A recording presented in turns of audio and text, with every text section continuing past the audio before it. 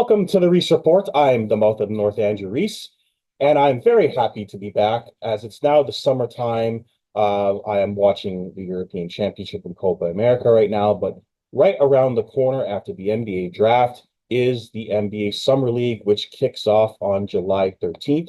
I have with me, joining me, Mr. Hopeful Maple from Basketball Rewind. You For those of you who watch this channel, you've probably seen him do his show weekly on Basketball Rewind and must watch if you're a basketball fan. Um, and I'm very happy to have him back because me and him were having a conversation about the Summer League, and I thought that he would be the perfect guest to give some info about what people should look out for in the Summer League, as it's something that I didn't really watch a lot of in the early Raptor days, but got into when Scotty Barnes got drafted. And Mr. Hopeful has been an avid watcher and can really give us some gospel on the Summer League and what we can expect from our new draft picks. Hopeful, how are you? And what's going on? Been sick recently, but I'm feeling better today, so that's really about it. Same It's here. getting to a super busy part of my year, not specific to basketball, just but personal things. So, I have a busy time of the year, and we'll kind of make it through there. But some of my priorities are shifting to the busyness. So that's really what it comes down to. But yeah, how are you? I'm great. Thank you for taking the time. Obviously, this is a busier summer than normal if you're a sports fan because we have the Olympics coming up and there's a lot of excitement about Team Canada. I'm sure that I will be talking with Hopeful about that on his show and vice versa as we go along. And obviously, the Raptors are in a rebuild mode, and there's a ton of moves that have happened in the NBA. But we're not going to talk about that today. We're going to talk about the Summer League. Um, Hopeful, I'd like to ask you first. For those who kind of watch the Summer League without really, um, they just watch it and they look at stats. What should people out there who may not be looking at it with, I guess what you could say, a teachable eye, maybe a coach eye, or someone who's scouting? What is it that people should look for when they're watching the Summer League this year, whether it be for the Raptors or anyone else, and not just looking at stats at the end of the game? Well, I'd first off say with Summer League, try not to look at stats. Right, right, You're looking at context, right? So you don't want to just box score watch and say like, oh, Grady was like 1 of 5, or X player is like however many, whatever, right? It's you're looking at how are they getting their shots. You're looking at it in terms of the context around them. Who are they playing with?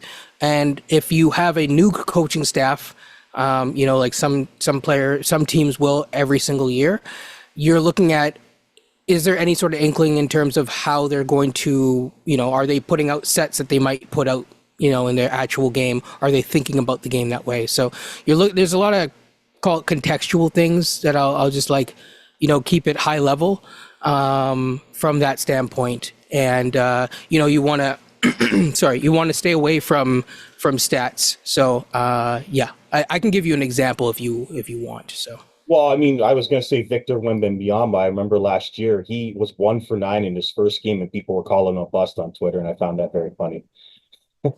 yeah, so Victor's a good example where you looked at him and you're like, okay, to work on. That's how I was looking at it. And you're like, okay. And to me, I thought he had a really good first game. Like I thought, okay, I was like, he has a little bit of handle for that size. I was like, his footwork wasn't bad. It was compared to Chet, where Chet was always twisting his feet around and stuff like that. He was a lot more, Chet looked better, obviously, in the second, in the second year of Summer League, Yes. by comparison. So I think that's, again, people, I would ignore Twitter when watching any sort of summer league, or even, ignore Twitter and sure, peek at the box score, but don't like overreact to the box score. So for example, last year, San Antonio, they're not just looking at Victor. They're looking at City Sissoko. They're looking at other players as well.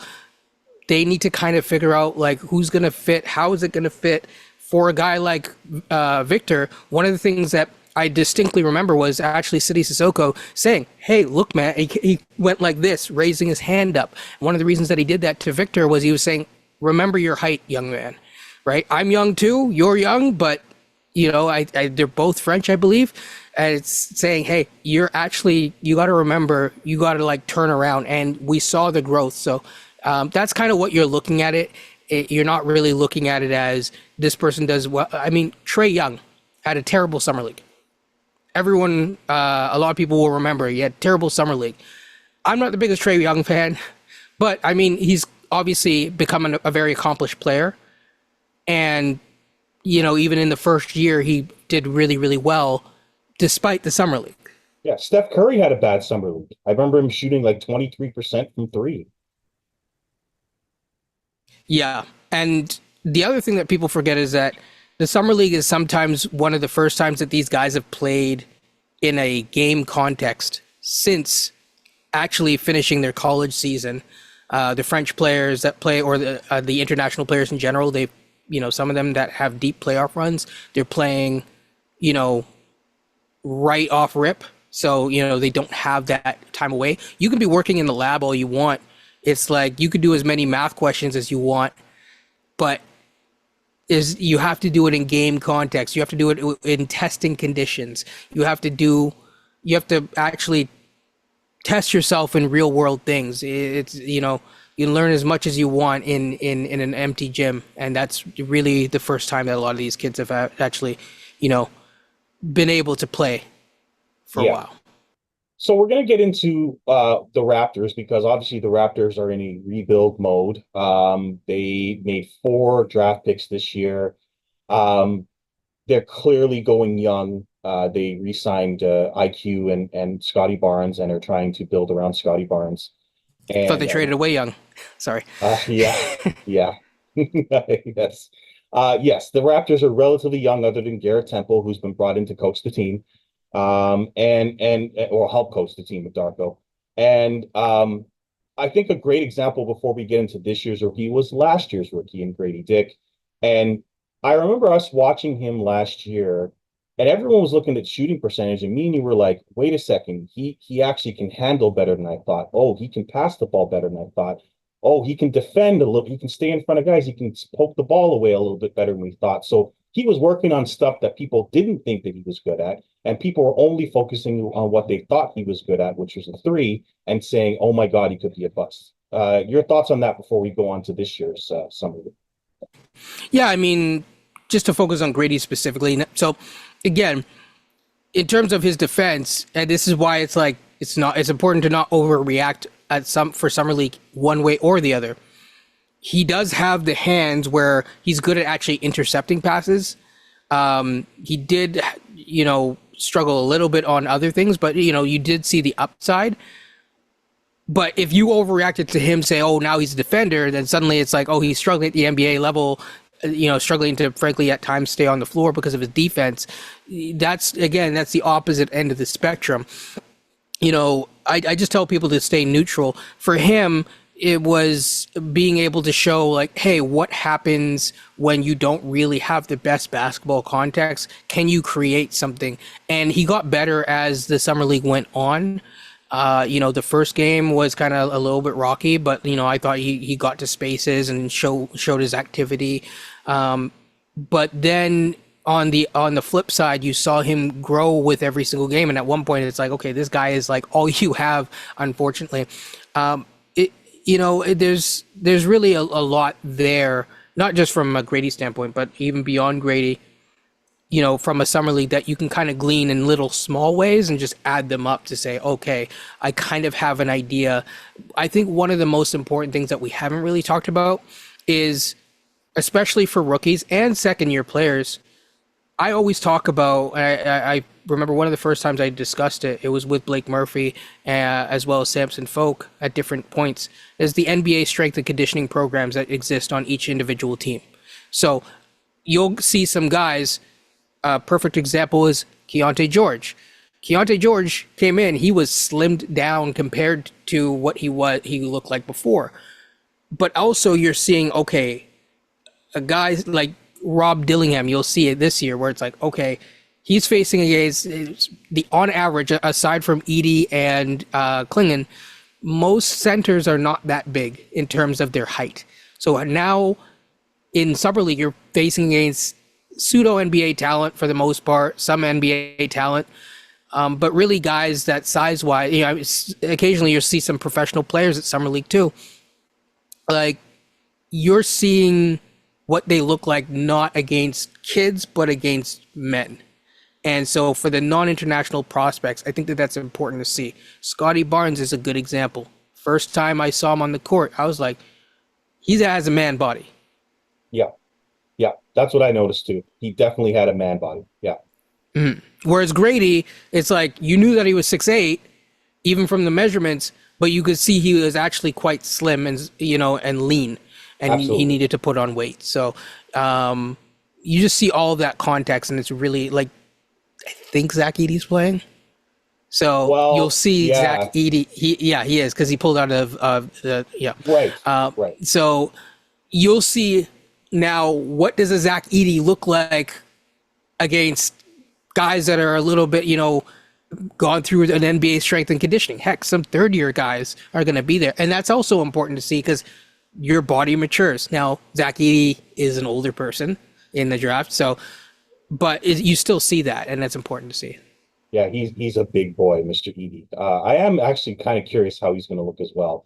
Um, but let's get into the Raptors. They made, as I said, 4 draft picks. We're going to talk about 3 of them that were notable, and then we'll finish off with any random thoughts about players in the G League. What I will say is the Raptors actually have a team this year.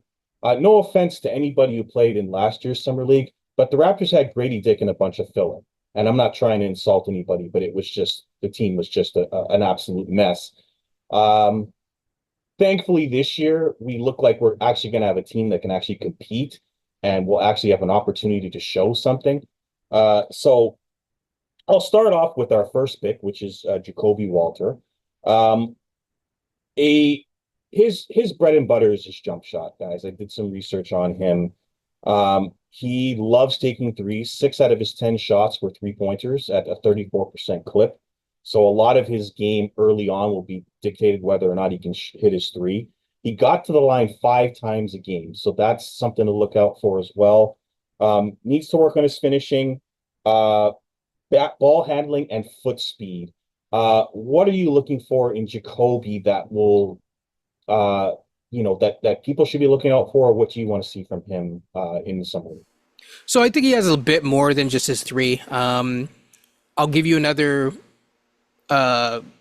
Baylor guard from the year before, Keontae George.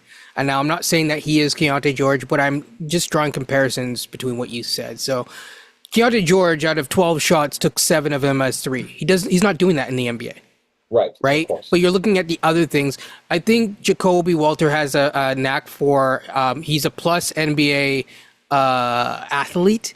He's able to get to spots that Gary could never get to just because I think he has a little bit more of a higher level of lateral quickness. He moves well off the ball. Yes, absolutely. He moves well off the ball, but also with the ball in his hands, he has the lateral quickness to turn the corner. So there are times, classic Baylor style, when if he did have the ball in his hands and he did have Yves Missi, screening for him, he was able to get a shot off those screens. So what's interesting, there was one that I saw where he curled around the corner, got as a pitch and shot, similar to a DHO, where you start thinking, okay, if they actually, we don't necessarily use Pirtle in this context, but if they use Pirtle in that context, you're like, okay, I can see the upside here because you could see an off-ball screen with a guy like that coming off the screen, or vice versa, if he can run pick and roll relatively, adequately based on the fact that he had some reps. We're talking about summer league here, Right. so Of course. that he had some reps at with the Bears, of course. So for him, I think you're looking at is he still able to slash to the rim like he could, and then obviously he's got to put on some weight. It's how is his finishing? That's really it. Yeah, he just for the record is at 6'4", 195. So yes, he will need to put on some weight. Has good defensive metrics, so look out for that. And what a passing sort of off and on with the passing. You want to see if he can maybe pass a little bit better. So I'll do this for you because you're, I know it's not in your background, but you're the number one blank fan. Yes, So what I will say is this: if you're comparing the two, Grady is a much higher level playmaker in terms of his vision of the floor. That doesn't mean that Jacoby isn't. I'm curious because I was watching some tape of Jacoby recently. I saw Yves Missi. I know a lot of people like Yves Missi. I don't have an issue with Yves Missi, but he's quite raw, and so the processing speed with having a center with that while you're trying to do things is interesting. I did see his eyes up and looking for shots before he took them. So he didn't always just take tough shots, but sometimes his teammates had particularly his big man, the front court partner, had a tough time helping him out to make things easier for him. So again, this is the contextual thing that you're trying to think of, right? What happens when you're not beside a Yves Missi, right? Or like, I'm not saying Yves Missi is Precious Achua, but imagine, that's not even a fair comparison actually to Yves right, Missi. So, but you get my point. Imagine him with someone who has a higher level of understanding of where to be. So like a Mobo, right? right, Mobo will know, okay, because he did a good job of sealing off his man, allowing him to drive. But then once his man slipped by him and started crowding Jacoby, he just kind of stood there. No, you have to now space out, and you have to do that in 2 seconds, right? So right, having another person who has played a little bit of time, has another understanding of the game, it's going to make you look better, and you can really truly assess, does he have the passing chops? right. You okay with the pick? Yeah, I mean it's. I mean we lost a coin flip, Yeah, we could have and then been we lost another 16. coin flip. We could have been, yeah, we could have been 16, correct? That's as high as we could have gone in the draft, but we lost the coin flip. Could have been sixth. Well, yeah, San Antonio is So so lovely. we could have done a lot of things. So I mean, yeah, no, Yes, yes, I have no problem with the pick. I think right, he's a right, good pick. I think I maybe I'm in the minority or something, but I seem to like him more than other people. I'm not saying he's the perfect pick in the world, but for 19th overall pick, for this to be an availability, a possibility, and based on who was there, I think he was one of the better ones. Yeah, for sure. yeah, okay. Let's go to the 31st pick that the Mm. Raptors had in Jonathan Mogbo, a 6'6" center. Now, for those that are worried, he has a 7'3" wingspan. So this is a very like long man. Okay, let's put it that way. I don't have much info on him other than he can defend multiple positions, a very good defender. He rebounded well in the Mountain West, but he has no outside game whatsoever and is a pretty raw talent. What should we look for in him? Because he seems to be such an interesting, intriguing sort of project that the Raptors have drafted. Well, he is going to be 23 when the season starts, right? The season usually starts around Halloween. 2 days before Halloween, he turns, I believe, 23. So he's kind of is what he is from an overall development. Like he's not that he is what he is, but he's closer to the end of his developmental pipeline. Yeah, if I'm not mistaken, he's around the same age as Scotty, if not, Yes, yeah, I think I can't remember if Scotty's 22 or 22 or 23 or 23. Yeah, whatever, or turning 23. He's 20, so then they're both 22 right now. right. So he's closer to the end of his developmental pipeline. That's not necessarily a bad thing, but yeah, I think he's going to end up being call it a 4-5 or a 5-4, whichever. We do have the personnel to make it work for him and give him a chance, which is because you have, Kelly Olynyk, for example. So him and Kelly Olynyk are going to be very interesting because he's a good off-ball cutter. I think he has a high understanding of his own limitations. He admits, it's shooting, but I also think that he's not like trying to chuck up threes. Like he said, he's like, I'm not trying to shoot a bunch of threes. I'm not trying to be a volume shooter. I just need to shoot well enough. And also, what will really be interesting, because him and Scotty could be a very interesting tandem in the future. However, he does need to learn how to hit a 15-foot jumper, because if all you can do is just rim run, eventually you're going to just play drop coverage and just wait. So Yeah. if he can hit that 12 to 15-foot jumper, perfect. Now you're talking about something that's very, very interesting with Scotty, who happens to right now be our best pick and roll ball handler. Yeah, that pick really sort of surprised me. I thought there were other options. Obviously, Kyle Filipowski, who I did not want right afterwards. We Hmm. were interested in, I believe, Jalen Smith. I'm thinking the right is Smith now. Yes. Um, He's uh, a solid secondary playmaker. Like his he showed more from a playmaking standpoint than like Tyler Smith. It really, I Tyler mean, Smith. it's not really fair to him because Tyler Smith was put in a weird program, but Right. still, like, yeah, Yeah. for 100%. Okay. Um, so now we'll go to our third pick, which was Jamal Shead.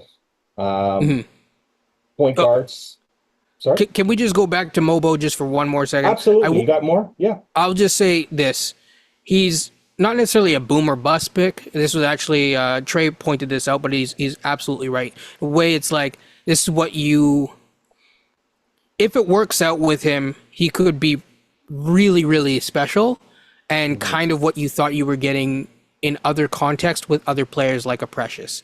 Except that Precious doesn't like to, people always got to remember how players like to play versus what you want them to be, You're right. right? Right. He plays the way that you want him to play because he's very much inside. He knows his limitations. He's not trying to, he's not doing anything crazy, or but he can actually handle the ball a little bit. He Right. actually was a point guard before, and then had a growth spurt, a late growth spurt. He's got some, some size to him as well. I think he's what, 230 or something like that. 225. 225. I don't know if that's like the combine measurements or whatever. So, Right. but let's just say he's 230, right? Or even since then he had a couple meals. Right. That's a good starting place for someone like him. And yeah, I think it'll be interesting. So I think he's very active on the defensive end. I've seen him be very switchable, very active, and switched from like a full court press where he was guarding the inbounds, ran all the way back, blocked the shot from someone else. Yeah. We don't have many people that have that level of activity. Very good athlete. No question. Uh, Yep. quickly before we go on, he's 6'6" with shoes, Yep. and he's going to be a power forward center. If the wingspan makes him 7'3", as it says in the combine, then is that a concern that he's only 6'6", or is his wingspan good enough for him to be a power forward center? Well, the wingspan doesn't really matter if you don't know how to use it, right? Like at the end of the Right. day, like I said, he's going to he has the tools to be successful, but it's up to him to like hit that 15-foot jumper, to do those things, right? Like he can be very successful in the NBA, be essentially a star in his role, call it, which is different than being a star player. Right. But being a star in your role is very, very important. And you could be like one of the most important players on a team being a star in your role. He has the tools to make it happen because he has the playmaking, the understanding, the processing. But that jumper needs to get right. And then also it's like, can you do this at an NBA level? Because now you're dealing with faster speed. He has what it takes to make it happen. But again, undersized players, like it's the margins are thin. So, not a bad pick, but I think, we'll see. Yeah, we've seen this with Derek White, who might be one of the best role players in the league. If you know your role and you Oh, play okay. it From that side. that effectively for the Celtics, you can be a major part of a championship contender as the fourth option. Like True. when he was needed, he could get you 30. When he wasn't, he was playing great defense. Like he knows his role. True, but Derek White also doesn't. He's not necessarily undersized for his position. So True. it's, I mean, it helps that he's 6'4". I understand. you know what I mean? Like it's nice to be like, like a combo guard or whatever, Yes. and have the size. He won't have that advantage, Mobo, but like he will have the basketball IQ. And like similarly, if you think about it this way, like Derek White was the 29th overall pick. Like 2 spots later, like it's like at that point, especially in a flatter draft, like you're just looking to fill out your roster with role players and just see like what pops, what sticks, what what's what. Mhm. Having said that, we'll go on to the Raptors' third pick. Love it. This was a trade that was made for this pick with Sacramento, correct? Yep. This was a part of the Jalen McDaniels deal. Hmm. So Jalen McDaniels went to Sacramento for two pieces for Davion Mitchell, and I'm gonna say his name wrong, so you'll have to help me out, Kenyon. Can you say the Russian kid's name? Sasha Vezenkov, I think, Thank you. or And Vezenkov. I'm not sure the difference right, between. right, I think he's exactly. actually Bulgarian, just so you know. So Oh, yeah. my bad. Yes, Yeah, there you go. with the times being what they are, I don't know what countries get along with what, so I don't want to, Right. Yeah. I make the heard wrong something about him playing in the thing Russian there. league, and that's probably where I got it from. So, Yeah. um, right. And obviously this draft pick, which is Jamal Sheed, a 6 foot, Shed. 201 shed. Thank you. I did. I've been Yes. corrected by one of his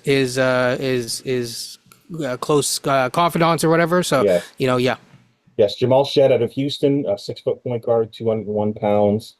yep. Very good passer, uh, um, and a solid defender. 2.2 steals a game is very, very good. Houston was a very good defensive team in college last year, Yep. but he does not have much of a 3 point game. And for a point guard, that could be death. What do you think of Jamal Shed and his potential, and what should we look for from him in the summer league? Well, did you watch Jerice Walker?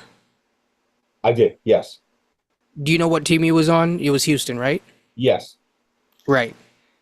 When he was on Houston, Houston Yes. was the number one defense. They were. Yes. Same point guard. Okay. Okay. I mean, Houston's been great defensively for a few years now. Same point guard. But I mean, two This points. is, I mean, hey man, he hasn't gone he anywhere. he is. I mean, I saw his defensive metrics and I'm like, wow, he's really good defensively for a small guard. 2.2 steals is incredible. He But was yeah, the defensive player of the year, just like there you how go. there's the Naismith player of the year, Yep. which was Zach Edey. He was the defensive player of the year. Yep. And he's a solid player. Yeah. So yeah, I mean, he's played with Houston the entire time, Yep. 4 years. right? He rebounds well for his size. He's a very smart player, good, strong assist to turnover ratio. Yep. There's certain things that I'm saving, to really flesh out this take, but Yes. I will say, does that remind you of anyone? Oh, I don't want to go there. I really don't want to go there. You don't have to. I'm not going to go there. I'm not going to do it. But I know You what you're don't have talking to. about. But I'm Yeah. not going there. What I'm saying is I think he can manage a game for sure. So Yeah. that's yeah. And more importantly, he also has the juice to get to the rim and score. Try to score at that rim. Now he does need to improve in that area. Yes, he does need to improve with his shooting, but he can get to the spots. And in the meantime, he can at least do enough on the floor to buy himself some minutes. However, I'll leave it like that for a summer league context. Mhm. Yeah, I mean, like I said, the assist and the steals really stood out to me. I'm like, this guy is actually a pretty solid player. Why did he go so late in the draft? Obviously, it might have been his height, but like, when we see him, what should we expect? Just saying, the body reminds you of someone. You don't have to say it. I don't have to say I it. We'll leave it know. at that. I'm not going to say it, but I know who you're Yeah, talking about. For I'm not those out saying there that he is watching, that, but I'm for just. those out there watching, if you're a real Raptor fan, you'll know Yeah, exactly who so we're yeah, talking about, just leave it at that. right? Let them figure it out. Yeah. And I'm not saying that he is that, so so people don't freak out. But yeah, but yeah. Sorry, you were saying. So what when we watch Summer League, what should we look out for when we see him play? What should we Number expect? one, his defense, right? Defense. Yeah. his ability to manage the game. He's probably going to be like essentially the summer league starting point guard. Yeah. If he's outplayed by some of the other guys, like some of the Exhibit 10s or whatever, you have a problem with him, right? Yeah. And then you're telling him what to work on to solve said problem. He skipped out on 12 other teams to sign with the Raptors. Wow. Wow. Right, How about like that? that was the story coming out. Like he wanted to play here. His agent was able to get him a guaranteed contract, so he's like, okay, fine, I'll take it. So I think he certainly has that dog in him. Very high character guy. That's what I will say as well. I mean, you saw the one where there are a bunch of his teammates. Can't say the same for his teammates, but like, kicking the trash and blah blah blah, and kind of just being knuckleheads, I'll say. Yeah. And he went and like was one of the last people off the floor, like literally picking up the trash and taking it. Like you need those type of guys in your locker room at some levels to kind of, he brings a level of professionalism even at a young age. And like I said, like he's literally been in that Houston system, which is not an easy system. So they switched conferences. I'm not the best at understanding the whole conference system, but they went from AAC to Big 12. Big 12, I think, is a better conference. He was the engine for that team this year. He was. Yeah. When they went down, when he went down, they went down Yes. in that Yes. tournament. Yeah. Yeah, he's way more impressive than I originally thought when we made the pick, like looking back at his tape. And he strikes me as a very good locker room guy and a big time leader on the court. Like I think he could surprise some people this year. I really do like this pick actually after watching him play Yep. for Houston. So he's intriguing to me more than I originally thought when the pick was made. So When all um, said and done, I think that people will like Jacoby. I think people will really like this kid. I think yeah, really will like Jamal, and I think he might actually be like of this crop of like a fan favorite of sorts more than other yes, people. yeah, yeah. The small guard who Especially just overcomes, knowing how right? Raptors fans are and the Yes, type of players that they really like. Sometimes I don't think that they always respect the star players in the way that they should. Conversation for another day. You yeah, see that actually with the Leafs as well. They just don't. yes, There's a certain type of player that is. I'm not a Leafs fan, never been, not from here, kind of a thing originally. So I had a chance to be other fans of other teams from an NHL standpoint. But yeah, I mean, Toronto fans are very interesting with their star players, but he checks off a lot of the boxes that Raptors fans would normally be into. So we all obviously we drafted later on in the draft. We Masai got his guy and drafted Ulrich Mhm. Kamchi. I hope I said that right. Ulrich Chomchi, Kamchi. Kamchi. There you go. chomp, Chomchi. Thank you chomping at very the bit. much. There you go. Even though I think it's Um, champ or whatever, but yeah. Now, to be fair, he's an 18-year-old kid, 6'10", 232. I have no info whatsoever on this guy. Yep. So all I'll ask Kenny to hopeful to end the show is there anyone else in the summer league we should look out for that will surprise us, or someone that's on the roster that we should look out for, and uh, what should we be looking for? Not for the main roster. I'll focus on Chomchi Mhm. quickly, but not for the main roster. There's a chance that maybe like someone else can, but maybe make it into a two-way spot instead of Mhm. over DJ Carton. That's really who they're fighting Right. with. So you're looking at your Tyler Perry or Tylor Perry if you Right. wanted to, so people know how to spell it. That's Tyler. But yeah, like like we'll obviously see. Um, what I'll say with Chomchi, I did actually watch a little bit of him at the combine. Excuse me, at a little bit before. It's tough when they are playing where they are in the Right. NBA academy overseas because there's not a lot of game tape coming out. I Right. think he needs to play in an actual game context that is a little bit higher level Mhm. to really see what we have. And we saw that at the combine a little bit. It's just different, right? Like it's like they're playing in an empty stadium. You know what I mean? Exactly. Like it's Yeah. like like it's a whole different context, and Right. they're just literally there's a lot that they're trying to teach them. Like he said, he actually like learned English from the academy, and he was obviously he speaks French, so he's trilingual, I believe. And or probably even more than trilingual to be honest. Mhm. Yeah, but yeah, I mean he just very high character guy, has all the tools that you want in terms of like it's like a wet dream of many teams. Of what he's probably one of the highest upside picks in this draft, honestly, if everything hits. Are you surprised he dropped so much? Yeah, like he wouldn't have been No, drafted if not because for the he's Raptors. extremely raw, Right, right, right? right, So there's not like it's not like there's so little intel where it's like Bruno type of a thing, right, but right. you have more intel. You also have a better like thing in place contextually to like help develop him, but he's still learning the game. I mean, I saw in his combine he would have flashes where it's like, okay, this kid has something, he's shooting, he's able to stretch the floor a bit, I'll say hypothetically he's able to do a lot of things hypothetically, but it's like that consistency of like, okay, he's still figuring out how to literally just play basketball. Yeah, yeah, And so I mean, I want people to be very excited for him, but I also always temper my expectations. People tend to see it as being negative. I'm not being negative. I'm trying to do it because a lot of people like to build people up to rip them down. And I'm saying if you have lower expectations, they succeed the expectations, you can be happy with whatever you get. And that's really what it comes down to. I hate seeing people that are tearing players down because they don't play up to their financial obligation or whatever. I just see too many people do that, and it's a very sickening conversation. So yeah. yeah. It's unfortunate.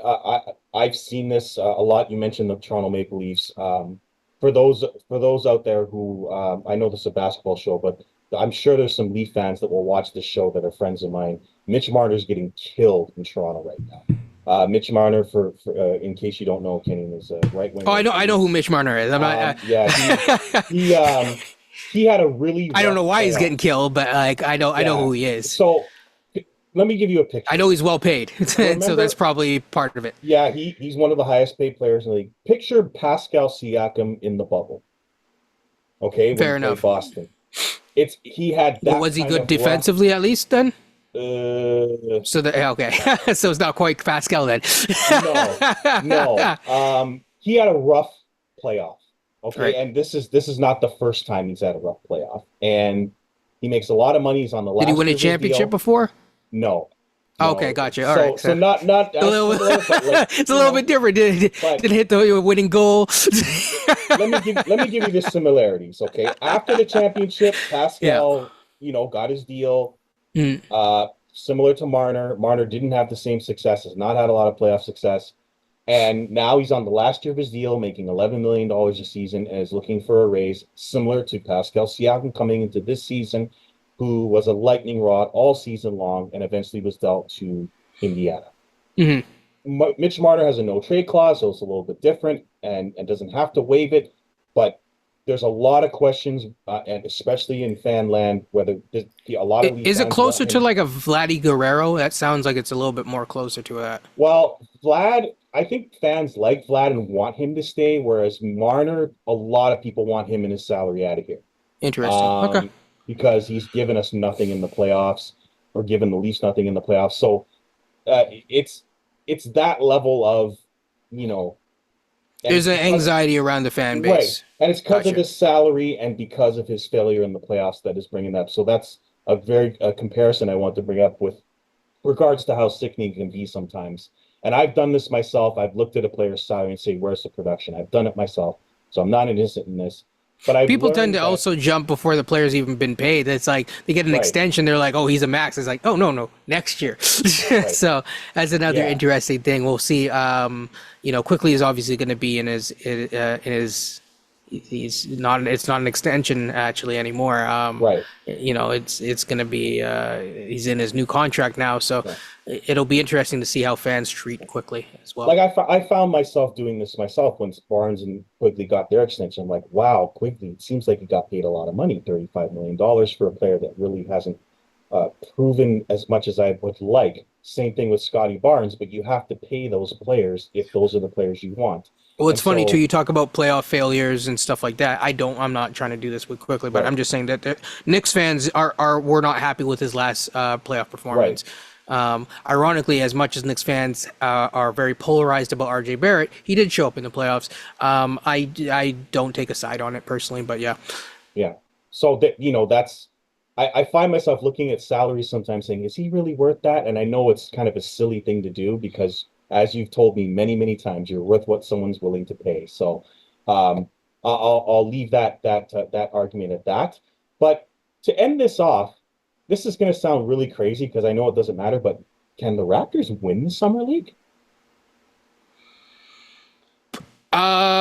It depends. I I mean, mean, there are they will be a much better squad. They'll be in the mix, but you also have to remember I haven't looked at all of of course, the things. But for example, Washington's bringing back Koulibaly, I believe, and Sar. Right, like that's a really interesting squad. There's obviously Utah is going to be bringing Bryce Sensabaugh. They're going to be bringing up. they got a Sorry, lot of draft Keontae picks, George and right? Taylor Hendricks.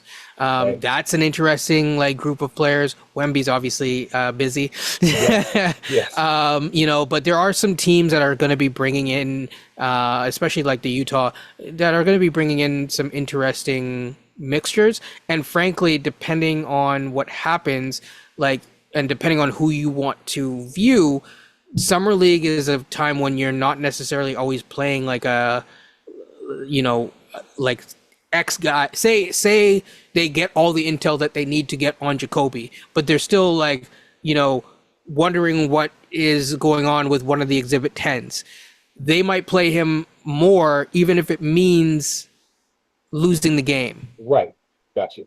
Got you. So JFL last year, I don't know if he stood out in the summer league or in G League, but He did in yeah, summer league, he was the not for guy us, that but he was on Chicago, I believe. Chicago, and he stood out to everybody. It's He's like, oh from my there. God, right, we need to get him back. So yeah, that was an example, and then he eventually ended up playing for us, and I believe Hmm. he's still on our roster. He's a non-guaranteed, but yeah, he's still on the roster as of Right, now. So he's your like 15th man. We'll see what happens. right, Um, yeah. yeah. So that is all the questions I have left. I just wanted to give people a little info on the Summer League. I want to thank Kenyon very, very much for coming on the show. He certainly is the draft master. No, no, no. He does so many shows on players and does a lot of bios and does a lot of research. I do a little bit of research, not as much as him. I focused most of my energy on Dalton Connect, Tristan De Silva, and Khalil Ware. Unfortunately, they went to other teams, and we ended up with these players. And so I did a short review on those players and want to give some people some expectations coming into the summer league. So I thank you very much for giving us that and for coming on. We have the Olympics coming up. I'm also going to do an end of Euro and Copa America broadcast. I might bring on Mr. Hopeful's friend Beyond for that, so stay tuned. I do want to have him on to talk soccer because he's really into it and watching all the games. Canada is in the quarterfinals, which I is a heard. big surprise. They're playing Venezuela coming up, and God knows they could make it to the semis. And my goodness, would that be something with the U.S. host nation out of the tournament? So stay tuned for that. My wife's team, Portugal, is still alive. They're going to play France on Friday. So get ready for another emotional charged episode when that game happens. Well, I Uh, should really be asking how you all feel about Cristiano Ronaldo, but maybe I shouldn't. oh, It might be a touchy subject. you know what? We're going to save that for when That's my wife right. I comes back actually on the do know show. some soccer. We will save that for when after France when Okay, that comes back TBD. on. He had a really rough game Is it and gonna be a Mish yelling? it will be a Michelling episode for Okay, sure. gotcha. But after the tears, we didn't want to talk too much about that, but we'll get into Okay. that after they play France, which will be an incredible game. But what's coming up for you, hopeful, on your show, Basketball Readout? Being alive, I don't know. I mean, in all honesty, I mean, I have a couple things planned, but obviously the main thing is the Olympics is coming up. I'm not gonna be doing like a daily thing Of course. of the summer league or anything, but I'll cover a little bit of summer league, kind of like a wrap up of it. And there's a lot of things going on, specifically basketball wise. that I'm going to be kind of like talking about. So, whether it be Zach Edey being pulled away from, Team Canada, which we talked about on the show, or other factors, I think that that's it. But in large part, I'm actually, as much as there's a lot going on, I'm actually trying to pull back until August. So hopefully it times quite closely to when Canada would potentially be in a medal round or be in that. I'm hoping that everything works out so that I can still kind of enjoy that and enjoy like the creation of stuff. But so we'll see. But either way, there's lots going on. So I just hope people are well. I have nothing really to plug. All right, so that's our show for today. As I said, thank you, Kenny, very much for coming on the show. I'm the Mouth of North Andrew Reese, and you can now hit my music.